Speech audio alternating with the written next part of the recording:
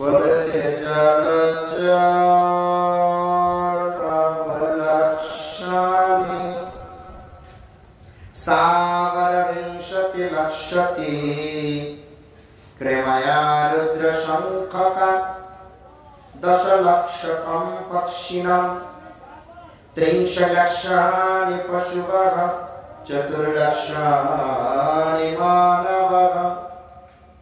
বলেছে 84 লাখ জন্ম মৃত্যুর এই যে চক্রটা, এর মধ্যে জীব সর্বপ্রথম জন্ম লাভ করে জলের মধ্যে।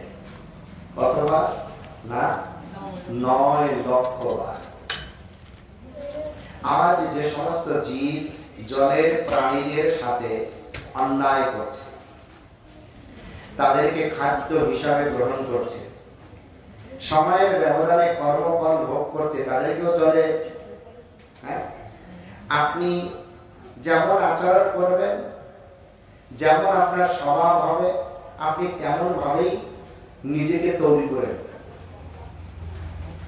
আজ এই যে জলচর 9 লক্ষ বার জলে জন্ম হচ্ছে, একবার জন্ম হলে মৃত্যু হবে, জন্ম হলে মৃত্যু হবে, এইভাবে দেখতে দেখতে 9 লক্ষ বার জন্ম হবে, মৃত্যু হবে।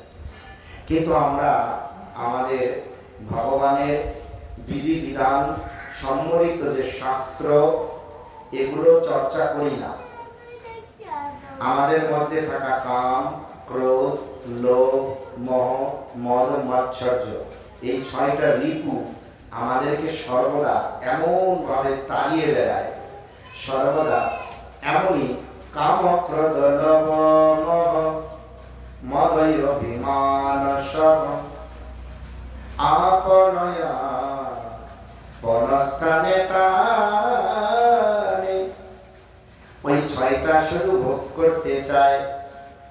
আর আমাদের চোখ দর্শন ভোগ করতে চায়, কান শ্রবণ ভোগ করতে চায়, নাক ঘ্রাণ ভোগ করতে চায়, জিহ্বা আস্বাদন ভোগ করতে চায়, আর ত্বচা স্পর্শ ভোগ করতে চায়। সর্বদা জগতে সেই সেই বস্তুর প্রতি আকর্ষিত, যেই যেই বস্তু আমার ভোগের নিমিত্তে আমরা পেয়ে থাকি। কিন্তু কখনো আমাদের এই ইন্দ্রিয় সমূহকে ভগবানের সুখের নিমিত্তে কাজে লাগাই না। যদি কৃষ্ণ প্রসাদ পাই, তাহলে সেটাকে ভোগ বলে না, সেটা ভগবানের সাক্ষাৎ কৃপা। কৃষ্ণ কথা শুনি, সেটা কর্ণ রসায়ন, অমৃত স্বরূপ। যদি কৃষ্ণের প্রসাদের ঘ্রাণ নেই, প্রসাদের ফুল, যদি কৃষ্ণ সেবা, কৃষ্ণ অঙ্গ স্পর্শ করি, তো এইভাবে আমরা যদি আমাদের ইন্দ্রিয় সমূহকে ভোগের জগৎ থেকে কৃষ্ণের চরণে আনতে পারি, তাহলে না হলে আজ আমরা অন্যায় ভাবে জগতের ব্যক্তিদের কাছ থেকে তথাকথিত ভাবে শিখে, তাহলে কি হচ্ছে, আমরা মানুষ হয়েও জলজ প্রাণীর প্রতি অন্যায় করছি। এরপরে বলছে জলজ প্রাণীর পরে কি হয়, স্থাবর বিংশতি লক্ষতি, মানে 20 লাখ বার জন্ম মৃত্যু হবে। স্থাবর মানে যে সমস্ত জীব চলাফেরা করতে পারে না, একই জায়গাতে স্থির থাকে। সেটা কেবল পাহাড়, পর্বত, বৃক্ষ, লতা, এরা চলাফেরা করতে পারে না। এখন ভেবে দেখুন, ভাগ্যক্রমে আমরা একবার দার্জিলিংয়ে বেড়াতে গিয়ে আমি এক ভক্তকে বলছি, এই যে পাহাড়ি গাছ হাজার হাজার বছর ধরে হয়ে আছে, কত বড় গাছ, এই গাছটা কেউ কাটছে না। যদি এমন গাছের জন্ম হয়, এক এক জন্মে কত জীবন চলে যাবে। তাই কেউ এই জীবন চায় না। এই আচ্ছাদিত জীব মানে আবদ্ধ থাকে। এরপরে বলছেন ক্রিমায়া রুদ্র সংখ্যা হয়ে গেল 20 আর 9 29, আর রুদ্র বলতে 11। পোকামাকড়ের জীবন পায় 11 লক্ষ। কত রকমের পোকামাকড়, মশা, মাছি, কীট, পতঙ্গ, সাপ, ব্যাঙ, 11 লক্ষ বার। এই 11 লক্ষ বার আমাদেরকে কি করতে হবে, যদি আমরা এইভাবে তাদের প্রতি অন্যায় করি বা কোনো কর্ম করি, হ্যাঁ, আমাদেরকে কৃমিকীট হতে হবে। তারপর হচ্ছে কৃমিকীট হওয়ার মধ্যে একটা আমাদের হচ্ছে গিরগিট, নাম শুনেছেন? গিরগিট, গিরগিট। নৃপরাজ নামে এক মহারাজ ছিল। তিনি ব্রাহ্মণদের প্রচুর গোদান করতেন, সম্পত্তি দান করতেন, স্বর্ণ দান করতেন। এই নৃপরাজ একদিন এক ব্রাহ্মণকে একটি গোমাতা দান করলেন। কি করলেন? সেই গোমাতা সেই ব্রাহ্মণের বাড়ি থেকে, গোশালা থেকে আবার রাজার গোশালায় এসে থাকতে লাগলেন। এদিকে ব্রাহ্মণ বলছে, আমার গোমাতাটা কোথায় গেল? আমার গোমাতাটা কোথায় গেল? খুঁজতে খুঁজতে রাজার কাছে এসেছে, মহারাজ, আপনি যে আমাকে গোমাতা দান করেছিলেন তাকে আমি খুঁজে পাচ্ছি না, হয়তোবা তিনি তার নতুন পুরাতন সঙ্গীদের কাছে আপনার গোশালাতে আবার মিশে গেছে, আমি আবার গোমাতাটা চিনতে পারি। এই বিচারটা দিতে যাওয়ার আগেই মহারাজ কি করেছেন? সেই গোমাতাটা, কত লক্ষ লক্ষ গোমাতা, সেই গোমাতাটা অন্য একটা ব্রাহ্মণকে দান করে দিয়েছে। সেই ব্রাহ্মণ নিয়ে রাস্তা দিয়ে যাচ্ছে, আর হচ্ছে, আরে এই তো আমার গোমাতা, এই ব্রাহ্মণ কেন নিয়ে যাচ্ছে? এখন সে হচ্ছে, এই তুমি আমার গরুটা কোথায় নিয়ে যাচ্ছ? এখন সে হচ্ছে, রাজা আমাকে দান করেছে। আরে রাজা আমাকে দান করেছে, আমার গোশালা থেকে চলে গেছে, এই মাত্র রাজা আমাকে দান করবে। বাবা, লেগে গেল যুদ্ধ। সে বলছে আমার, সে বলছে আমার। চলো রাজার কাছে। বিচার করতে গেলে রাজা বিষয়টা বুঝতে পেরেছে, তার গোশালা থেকে তো আমার গোশালায় আবার ফেরত এসে গেছে, আমি তো আবার দান করে দিয়েছি, দান করার দ্রব্য আবার দান করেছি, অন্যায় হয়েছে। তাই যে নতুন ব্রাহ্মণ তাকে বলছে, আপনি এই গোমাতাকে ছেড়ে দিন, আমি এর পরিবর্তে অনেক গোমাতা দেব। ব্রাহ্মণ নাচরবান্দা, যেটা আমাকে দিয়েছেন আমার এটাই যথেষ্ট, আমার আর লাগবে না। পুরাতন বলছে, এর বিনিময়ে লক্ষ লক্ষ গোমাতা নিয়ে নিন। না বাবা, যেটা আমাকে দিয়েছিলে সেটাই আমাদের। মহারাজ পড়ে গেছে বিপদে, কেউ ছাড়ছে না। আরে দুই ব্রাহ্মণ অসন্তুষ্ট হলেন, আর এই যে দুই ব্রাহ্মণ দান করা বস্তু দান করার ফলে তিনি এত বড় ধার্মিক একজন রাজা, ভক্ত, ভগবত ভক্ত, তার জন্ম হলো পোকামাকড় গিরগিট রূপে।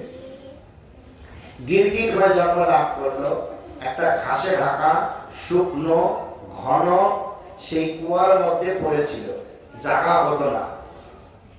একদিন কৃষ্ণের ছেলেগুলো খেলাধুলায় রত, এই বল খেলছে, সেই বলটা দেখতে দেখতে ধীরে ধীরে চলে গেছে, সেই কুয়োর মধ্যে পড়ে গেছে।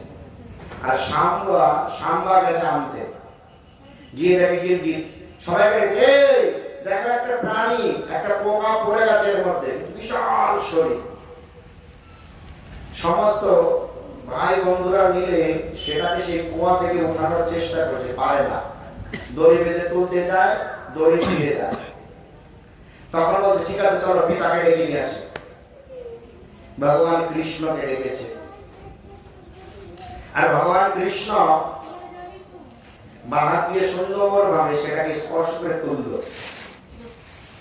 তুলতেই সেই গিরগিটাটা দিব্য মহাপুরুষের শরীর ধারণ করলেন, আর ভগবানকে প্রণাম করতে লাগলেন। ভগবান সব জানে, জগৎকে শিক্ষা দেওয়ার জন্য জিজ্ঞাসা করেন, কে আপনি? কেনই বা গিরগিট রূপে এই ঘন ঘাসে ঢাকা শুকনো অন্ধকার কুয়াতে পড়েছিলেন? তখন বলছে, এই ঘটনা হয়েছিল। তাহলে আমরা এখানে এই কৃমিকীট কর্মফলে এখানে আমাদের পতন হতে পারে।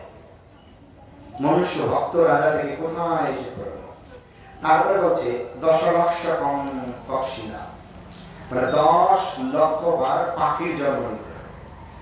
এখন তো বাজারে গেলে শুধু দেখবেন যে পাখিগুলো কেটে কেটে লোক তাদের দৈনন্দিন আহার বানাচ্ছে, কিন্তু সেই পাখিগুলো যে খাচ্ছি, পরিণামে আমাকেও পাখি হতে হবে, আমাকেও দিন কেটে কেটে খায়। কেননা সেই পাখিটা কিন্তু আমার খাদ্য নহে। এরপরে 30 লক্ষ বার জানোয়ার হতে হয়, 30 লক্ষ বার মরবে হবে, মরবে হবে, জানোয়ারের শরীর হয়। স্বর্গের রাজার নাম ইন্দ্র। একবার কর্মফলে এই স্বর্গের রাজা ইন্দ্র জগতে শুয়োর রূপে জন্ম লাভ করে। কর্মের ফলে যদি ইন্দ্রকেও শুয়োর হতে পারে, তাহলে আজ আমরা নিরহ জানোয়ার গুলোকে মেরে, হরিভজন না করে, কাউকে ঠকিয়ে এই জগতে ইন্দ্রিয় ভোগ করছি, তার ফলস্বরূপে আমাদের কোথায় জন্ম হবে? ইন্দ্রের ভুল নেই, একটি ভুল করেছিল, এবং এত বড় ভুল কি তিনি তার গুরুদেবকে মেরে ফেলেছিল, তার গুরুদেবের মাথা কেটে ফেলেছিল। এর জন্য কি তিনি তার পাপটা সমস্ত নারীগণ, বৃক্ষ, ধরিত্রী মাতা, জল 4 জনে ভাগ করে নিলেন। তারপরেও যে পাপ অবশিষ্ট ছিল, সেই পাপের ফলে তার কি হলো? শুয়োর রূপে জন্ম নিল। আমার পাপ এই সংসারের নিয়মে বলে কেউ নেবে না। যদি কেউ না নেয়, তাহলে আমরা প্রতিটা দিন, প্রত্যেকটা মুহূর্ত যদি ভগবানের বিরুদ্ধে কাজ করে যে পাপগুলো করছি, সেই পাপের ভাগগুলোকে, তাই আপনি আপনার নিজেকে প্রশ্ন করুন। নিজেকে প্রশ্ন করলে উত্তর পাবেন। আর বেঁচে থাকে হয়ে গেল 80, বেঁচে থাকে মাত্র 4, এই 4 লক্ষ বার মানুষ হয়। আমরা এখন এখানে সবাই মানুষ বিরাজমান, মানে আমরা 80 লক্ষ বার পার হয়ে গেছে। মানে মানুষের মধ্যে যারা ভগবানের কথা শোনে, তারা 80 লক্ষ না, তারা 80 লক্ষের অনেক উপরে চলে গেছে। যারা ভগবানের কথা শোনার সৌভাগ্য হয়, তারা অনেক উপরে চলে গেছে। এখন একবার ভেবে দেখুন, এইভাবে কত জন্মের সাধনার ফলে এ দুর্লভ মনুষ্য শরীর আপনি পেয়েছেন। যেই শরীর ভগবান সর্বশ্রেষ্ঠ বলেছে, যেই শরীরে ভগবান একমাত্র বুদ্ধি দিয়েছে। এখন বুদ্ধি দেওয়ার পরেও কিছু কিছু দুষ্ট ব্যক্তি বলে সবকিছু যদি ভগবানের ইচ্ছাতে হয়, তাহলে আমি যেটা খারাপ করছি ওটাও ভগবানের ইচ্ছাতে হচ্ছে। কিন্তু বুদ্ধিটা তাহলে কিসের জন্য দিল? বুদ্ধিটা কি জন্য দিল? বুদ্ধিটা দিয়েছে ভালো মন্দ নির্ণয় করার জন্য। স্বতন্ত্র ব্যক্তি সত্তা দিয়েছে, স্বতন্ত্র জীবের মঙ্গল হয় না, জীবকে মানতে হবে। একটা সন্তান তার পিতামাতার অনুগত হয়ে চললে যেমন পিতামাতার সুখ বিধান হয়, তদ্রূপ নিত্য পিতামাতা স্বরূপ ভগবানের অনুগত হয়ে জীব চললে জীবের প্রকৃত মঙ্গল হয়। তাই অনেক কথা হলো, আপনাদের আত্মপদ্মে আমার এই নিবেদন। আবার কখন আসবো জানি না, তবে একটু নিজেকে প্রশ্ন করুন, আর সমস্ত প্রকারের অধর্মমূলক আচরণ থেকে দূরে সরিয়ে মনের অন্তরাল থেকে একান্তে চিত্তে হরিনাম সংকীর্তন জপ করুন। আর আপনার এই যে কষ্টে পাওয়া দুর্লভ মনুষ্য শরীর, এটাকে হেলায় হারিয়ে যেতে দেবেন না, সার্থক করুন। হ্যাঁ, কেমন? হরে কৃষ্ণ।